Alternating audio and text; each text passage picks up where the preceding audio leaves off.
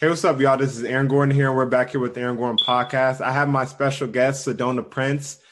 She really doesn't need too much of an introduction. But overall, with everything going on, I just wanted to give people a little bit of more of a background of, your life and what, kind of just what you've been through all the way up until this point. Now you're like a celebrity now, but overall, talk about how you just, got going, just how'd you get into the game of basketball? How'd you get started? Yeah, so I started playing in the fourth grade. I'm from a really small town. It's called Liberty Hill, Texas. It's like right near Austin, but no one really knows where it is. But yeah, I started playing when I was really young. I was really bad. I was super uncoordinated. I'm also very tall. And then I started kind of getting more serious when I came to high school. I committed to University of Texas when I was in the eighth grade. Mm-hmm. Went there for a year, ended up breaking my leg and transferring just due to complications of recovery process and stuff. And so now I'm at Oregon. Last year was my second year there, first year playing, but yeah. So, was there like a certain tournament, growing up that, you just felt like, wow, I'm actually really good. And, when did you hit your first growth spurt? Because obviously you're 6'7" now, but when did you first hit your first growth spurt? I've always been pretty tall. Like I was pretty tall as soon as I was born. But I had my eighth grade going into freshman year. I think I grew like 4 inches in that summer. And so that was when I kind of went to the next level of really tall. But the tournament you said that kind of stuck out to me when I was I could be good at this was actually Nike Nationals. It was my freshman or sophomore year, and I just went and I had a really good couple games and a really good tournament, and I was playing up for my grade. And so that's when I realized there was tons of college coaches there and stuff, and that's when I realized I was I could have a future in this. So it's pretty cool. Dope. So when was the first time that you dunked? I bet you people ask you this all the time, so we're gonna get this one out the way. I dunked first in probably ninth or 10th grade, but it was just not very powerful or good. And then USA basketball, I was in Mexico. It was the game that I broke my leg. I landed 4 really good dunks. That was my freshman year of college.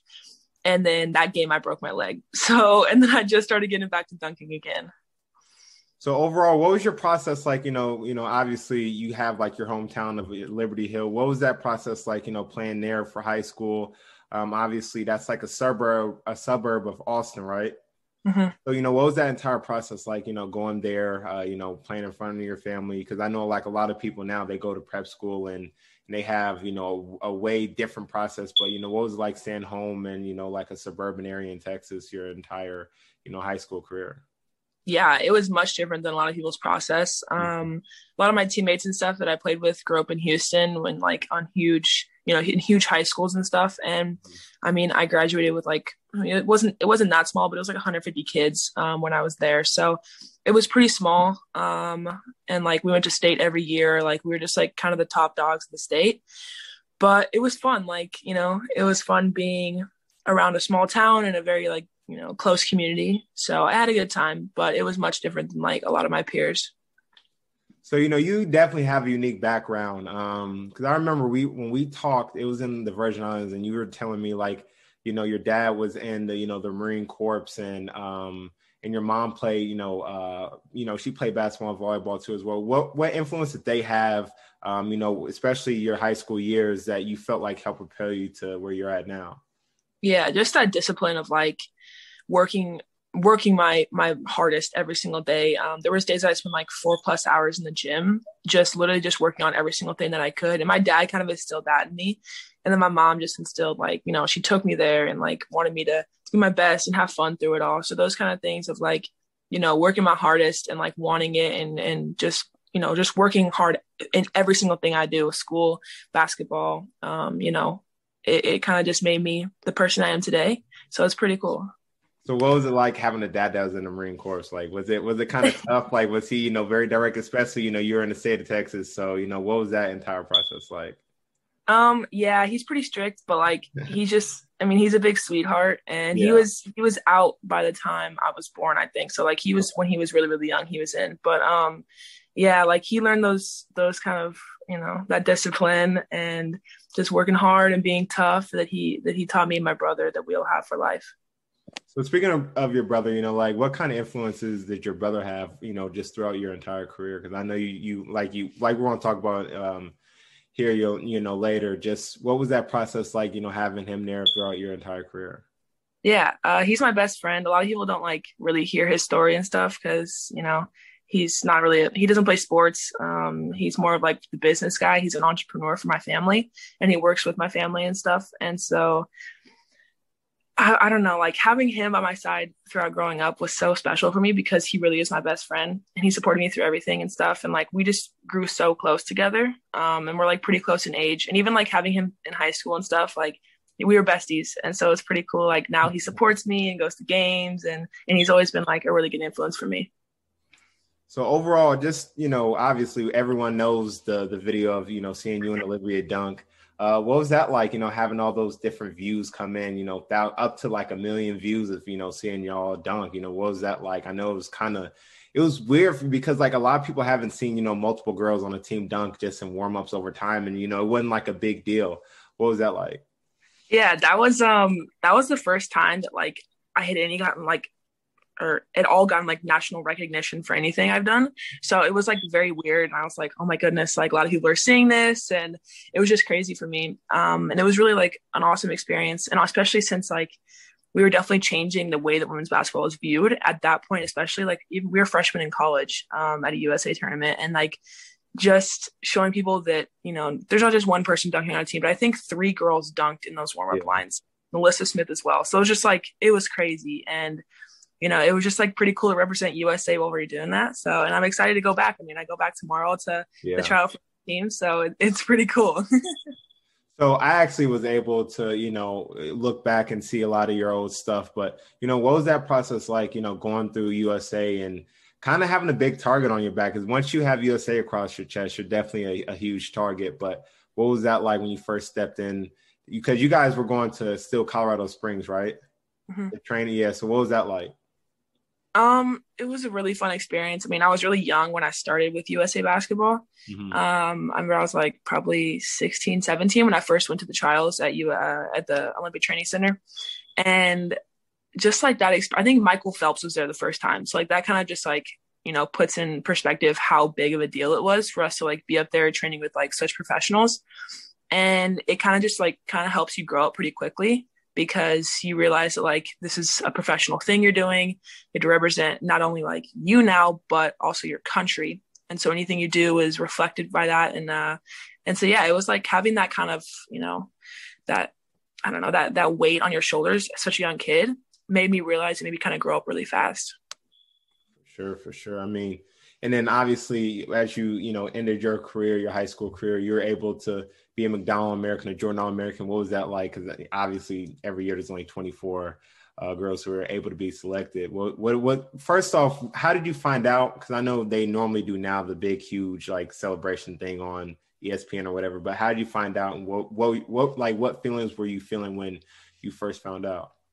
Oh man, that was a really, really fun time. Just because like I knew that like you kind of know if you're going to be a part of it or not, because like your ESPN rankings and stuff. But when it got confirmed on TV and like I saw my name and I was like, oh my goodness, like this is real. It was just like, I don't know, it was so special for me because getting that like national recognition of all the work I've put in felt like so good and so rewarding.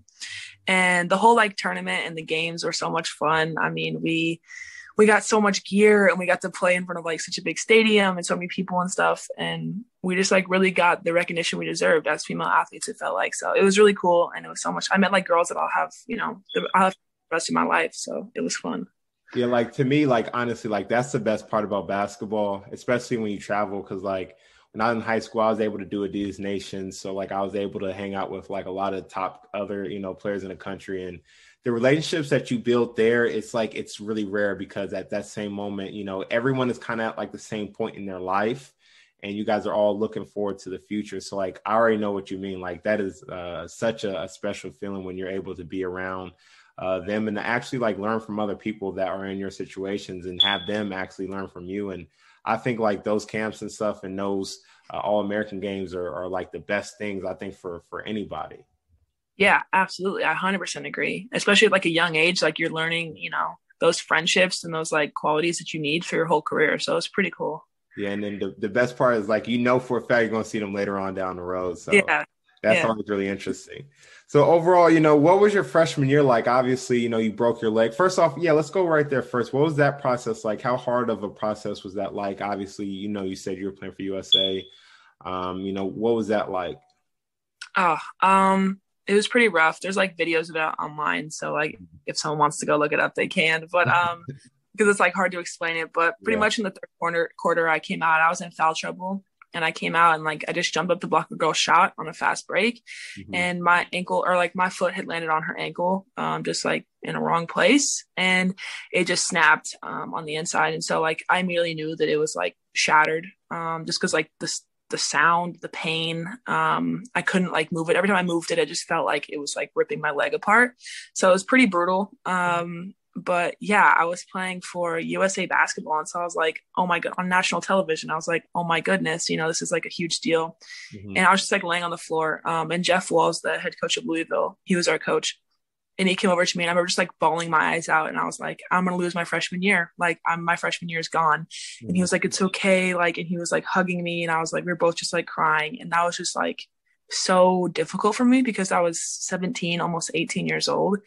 And I was in Mexico. My parents weren't there. My coaches weren't there from Texas. And I had to sit in the hospital for 2 days and with a broken leg, and cast it up, got commercially flown back to Austin and then had my surgery. But that whole like couple days was just brutal. Like I couldn't even see my USA teammates because it was just like too difficult to get into the hospital. I couldn't sleep just because, it was just replaying in my head over and over of like the initial break. So it was craziness for sure. Yeah, I mean, I know like for a lot of people, they haven't experienced that, but injuries are definitely, a tough way to go, especially when you start mentally going through that. Obviously, you've, you went to Texas, which is, right. How far away did you say that was? That was like what, 20 or 30 minutes away, right? Yeah. It's like 35 minutes down the road. Yeah. So like, what was that like committing there? Let's go to, what was that like committing there? And then, what was it like, not being able to play your first year in college? Yeah. So like I said, I committed in 8th grade and I just knew it was the home for me. Like I just felt it there. It was so close to home. I was really close to my family. And I still am. So being there was like so special to me, and it was my home state. And I just like wanted to be a Texas athlete so bad. And then not being able to play my freshman year was such a heartbreak because I'd been looking forward to that since the 8th grade when I first committed, and then just like kind of having my dreams crushed within one USA basketball tournament was so rough for me. So yeah, it was really difficult. And then like the recovery process didn't go as well, that we thought it would. A lot of things happened. And so I was just like, after a while, I was like, I can't really be here anymore. I like also need to kind of get away from home just because like it was difficult being in the same town that I grew up in and went through a lot of like my, high school stuff in. And I was like, I just want to like get out and kind of just go somewhere new and start a new life. So, yeah. So obviously you chose a powerhouse. I would definitely say so. What was that like? Obviously you went through a long process with the NCAA. They did not allow you to play, even though I think everyone in their right mind would have allowed you to play. What was that like? How tough was it? Because that was a dominant team already. And then with you, it definitely would have made you guys over the top, without a doubt. So what was that process like? And what are some of the things that you were hearing just throughout the process? Yeah. I came to Oregon and like, obviously the team was Sabrina. Like that's the team that, we were going to win the national championship. Yeah. Like there was no way that anyone was going to beat us. And so, yeah, it was rough. I was sitting in the locker room when they told me that the NCAA said no, and they said no twice. And so not just one time where I got like 2 heartbreaks and I was like, wow, that sucks. But I was with my teammates and they all just like hugged me and we were all crying and they were like, you're still a part of the team. You're still one of us.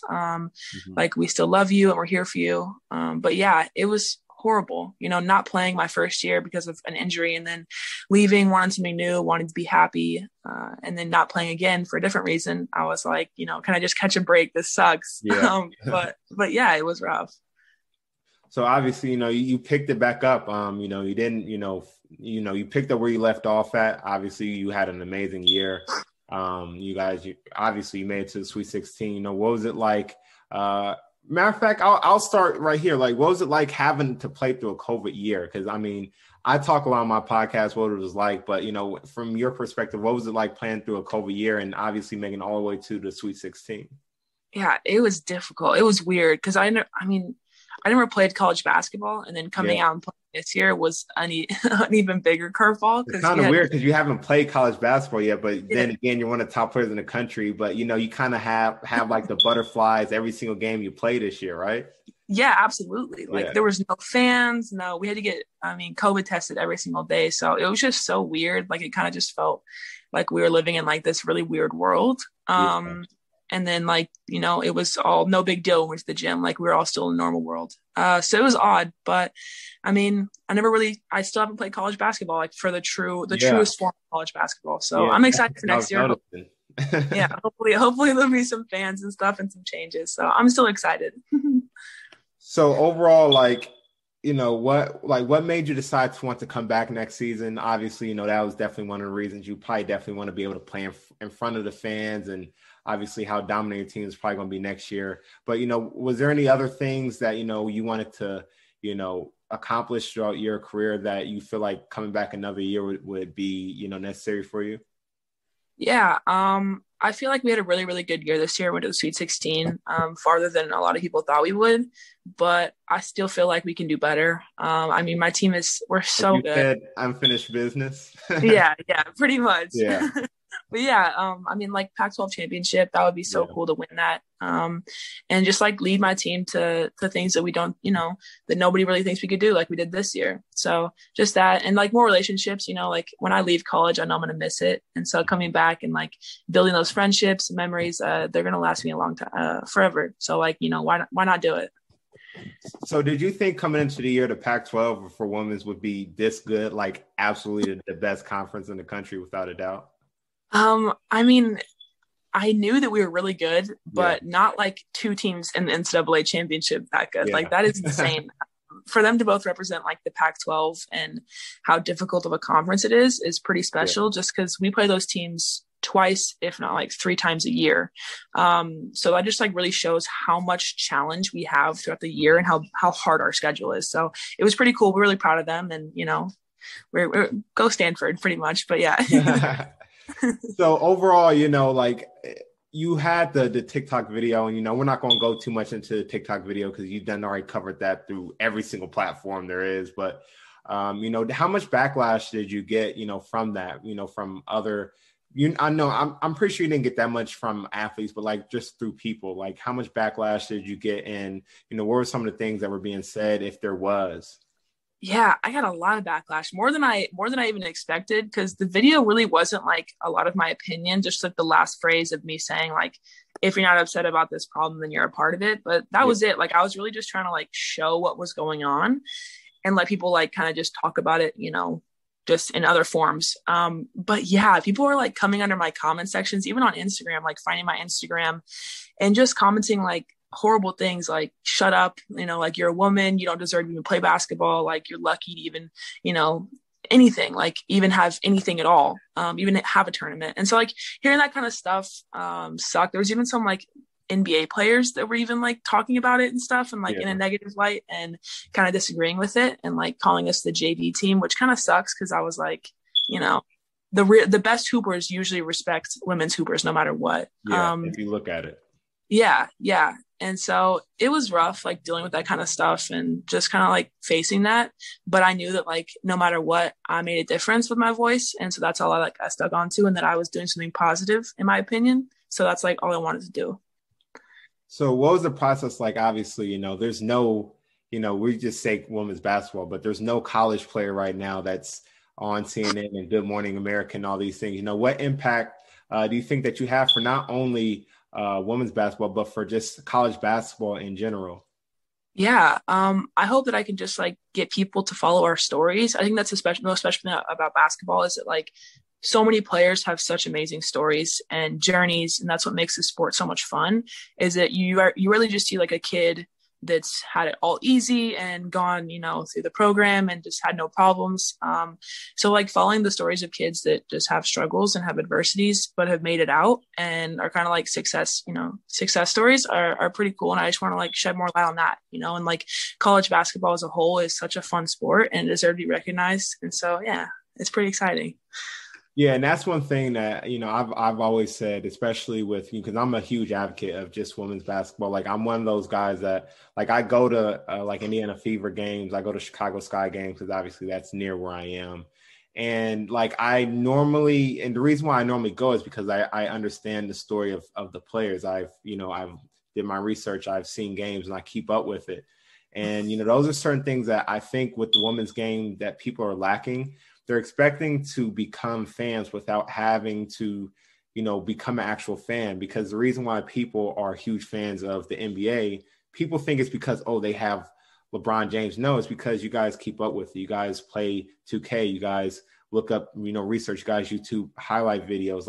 Like people are doing that stuff, which makes the game grow.